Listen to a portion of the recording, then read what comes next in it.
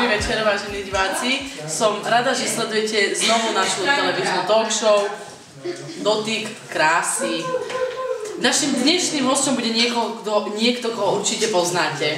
Asi už tušíte, o kom hovorím. Je to slávna, veľmi atraktívna a múdra žena. Tak teraz poprosím, privítajte veľkým potleskom Barborku Valašíkovú.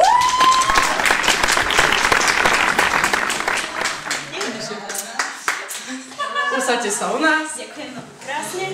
Tak, aká bola cesta k nám do štúdia? Keďže vonku sneží, tak veľmi kľukatá.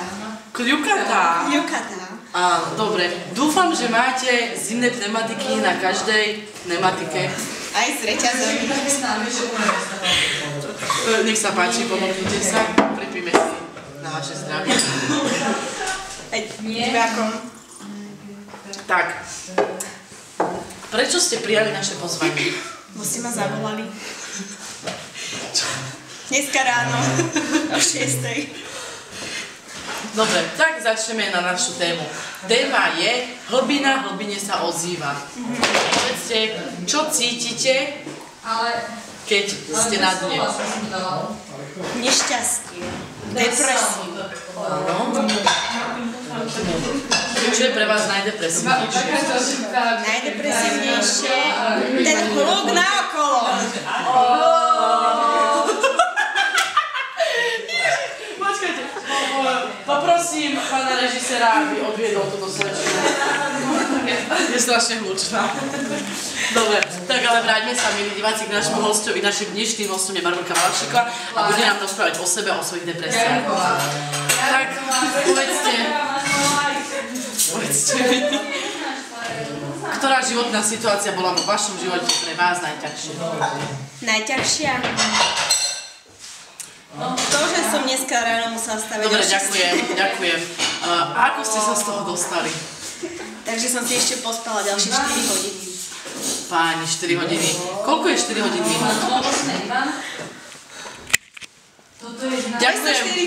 Ďakujem, odpoveď je správna. A koľko je to sekúnd? Neviem. Neviete, nevadí. Vidíme, že matematika vám nejde, možno vás vyskúšať niečo inom. Básničku nejakú by ste vedeli zarecitovať našim divákom. No, pozbuďte ju potleskom. Dobre, tak teraz mi povedzte, aké máte pocity? Čo si myslíte o tomto svete, o mladých? Zase budeme depresiu. Ako sa dostávate z depresie? V tichosti. V tichosti. Dokážete sa v tichu dotknúť krásy?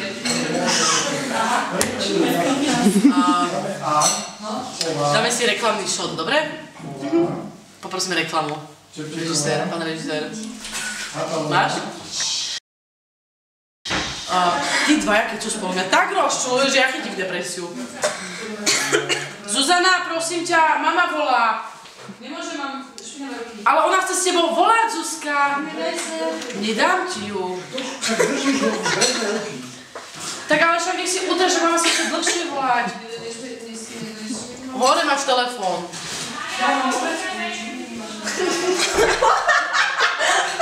Čo povedala?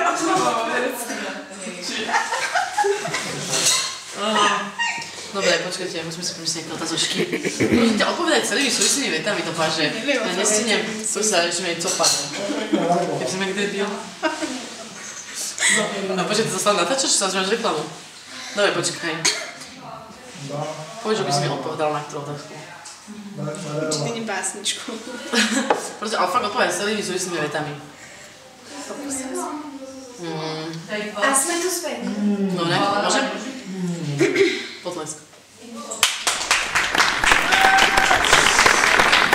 Takže vážení televízni diváci, vítajte späť v našej talk show Dotyk krásy. Našim dnešným hostom je Barborka Valašíková a my sme sa počas prestávky spolu rozprávali a niečo ma zaujalo. Rada by som aj vám to približila, takže Barborka, ako ste sa dostali k svojmu povolaniu? Bolo to veľmi náročné. Zase. A pracovala som na tom od svojho detstva. Keďže stále som chcela byť kozmonautkou. Viete, taká tá skákajúca chôdza, viete. Predvedte nám to. radšej neskôr. No, dobre. A stále som pracovala na svojom sne. No, viete, tam hore je krásne ticho. Možno aj preto som išla ako kozmonaut do vesmíru. Kedy ste prvýkrát leteli do vesmíru? To bolo pred 20 rokmi. A koľko máte prosím vás teraz? Ak to nie je teda tabu pre verejnosť. 25. Aha. Som zaskočená. Túto dvoj som nečakala. Priznám sa úprimne. Ako je to možné? Ako sa vám ako 5-ročnému dieťaťu podarilo dostať do vesmíru? Som bola veľmi nadaná. A ešte si sama alebo s dozorom, s nejakým dospelým? S obsom. Ako sa volal váš pes? Lajka. A môžem vedieť, ako má národnosť? Rusku. Dobre. Ako sa ten pes dostal na Slovensku z Ruska? Prečo by mala byť na Slovensku? Keď ste leteli, štartovali.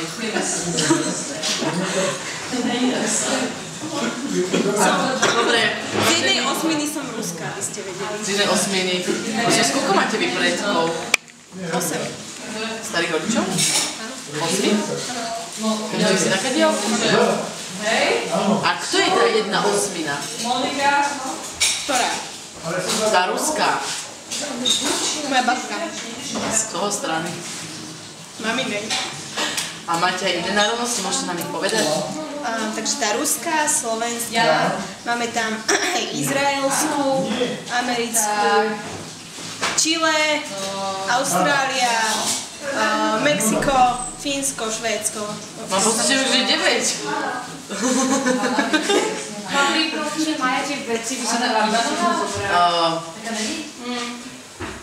Môžete mi teraz povedať, ako sa cítite?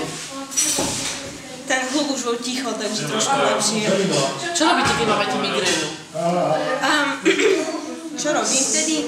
Začas si dám kúšok s malými tými rybičkami, viete, čo tak obžierajú nohy. Aha, nech vám to pomáha? Stlačujú mi akupunktúrne body na nohu. Aha, môžete nám nejaké predviesť? S mojimi deravými ponožkami? Nevadí. Takže tuto, keď stlačíte, tak vás prestane boleť palec na ruke. Ale na tej istej. Môžem vedieť, kedy vás bolí palec na ruke? Keď si ho náhodou takto trepnete o stenu. Môžete vám osobne predviesť, ako si trepete palec o stenu? Stlačí, a už neboli. Bože, to je úžasné, ale náš čas sa kráti a my potrebujeme, toto bude téma určite na ďalšie vydanie naše, preto budem veľmi rada, keď naše pozvanie príjmete aj na budúce a môžeme v tomto pokračovať akupunktúre. Takže, vážení diváci, teraz mi dovolte, aby som poďakovala nášmu hosťovi a odovzdala mi tento darček. Ďakujem, páči sa. Ďakujem. Vy by ste radi získali takýto darček, preto neváhajte, prihláste sa do našej show, buď telefonicky, alebo údajmi, ktoré vidíte na našej obrazovke. Ďakujem, režia. A čo dodať na záver? Príjemný nedeľný večer, užite si ho v pohodlí domova s teplým čajom. Dovidenia.